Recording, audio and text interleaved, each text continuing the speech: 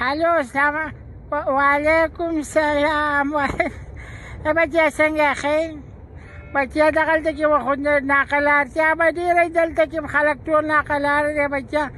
کارونو روزګارونو له مزې دلته کې زمیندار را بله ورځ راغلي وو ویې ویلې چې دغه دی دا په کارونو کې مو ویرس راوتی دی او څوک لا وایي چې کورنی ویرس دی خو داسې کار وکړه بچیا چې کار مار له مزه او رزق دی الله بیا راکوي. پلار دی دلته کې دغه دی ټق دوایي راوړله په پوزه کې ټق کوي هغه واړم په پوزه کې ټق کوي او پلار دی هم کوي. ډېر ځان وساته که کورنی ویرس خو په کور کې مه کېنئ چېرته بار ته باره ګرځه راګرځه او کارونه له مزه که کورنی ویرس